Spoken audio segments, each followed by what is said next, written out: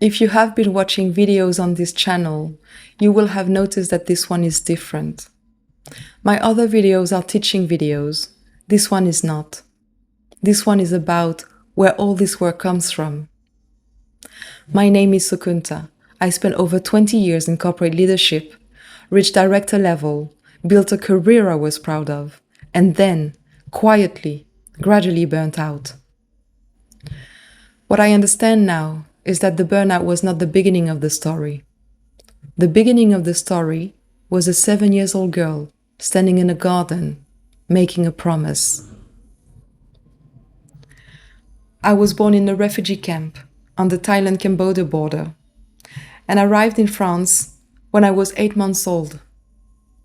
My parents did what the first-generation families do. They built carefully. They did everything right.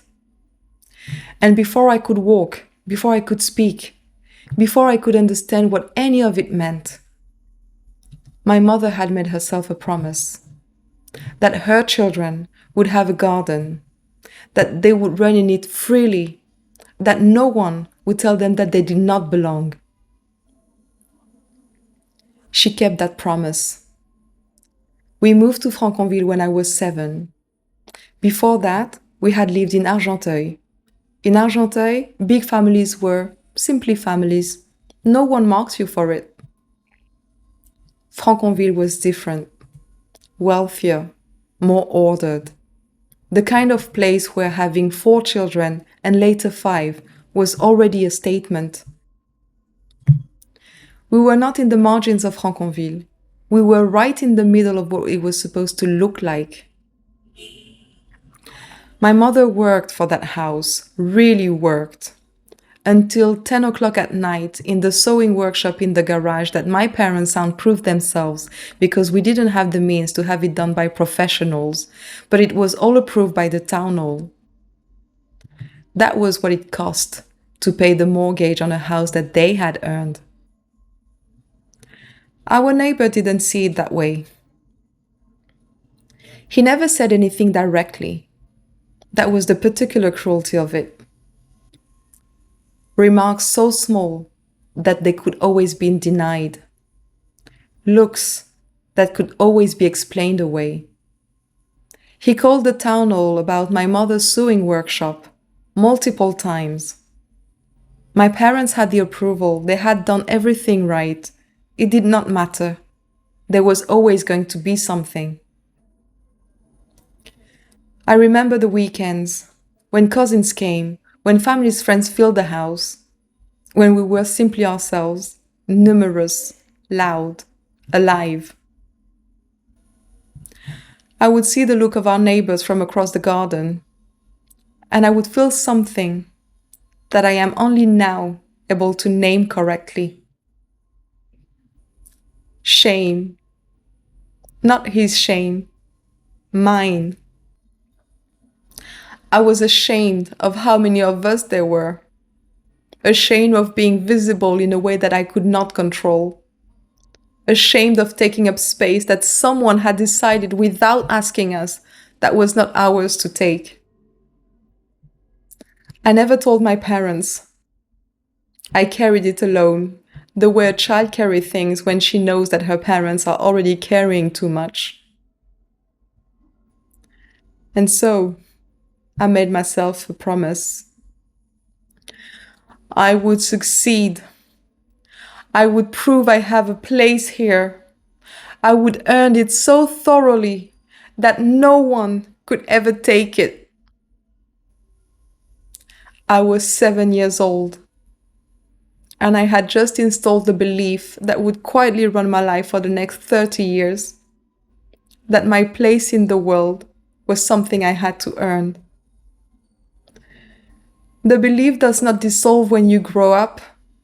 It does not dissolve when you move cities, when you build a career, accumulate credentials, or walk into rooms that would have been unimaginable to the child in the garden.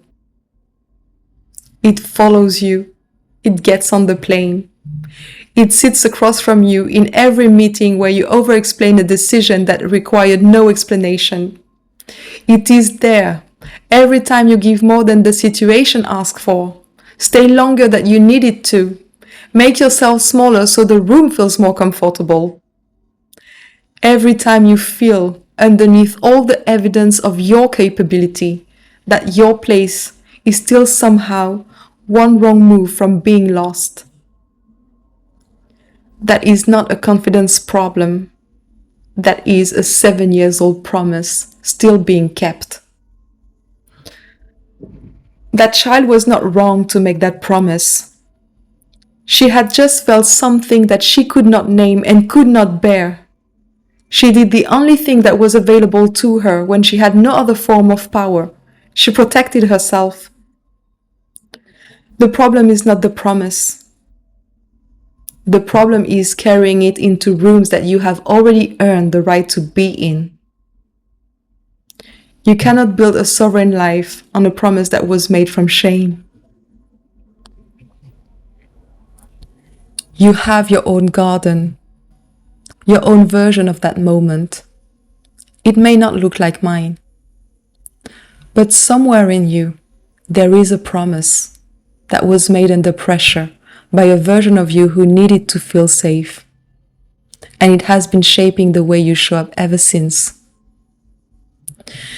The work I do is the precise work of helping high-achieving women find that promise, understand what it has been costing them, and build something different in its place. That is what the stability under pressure method is.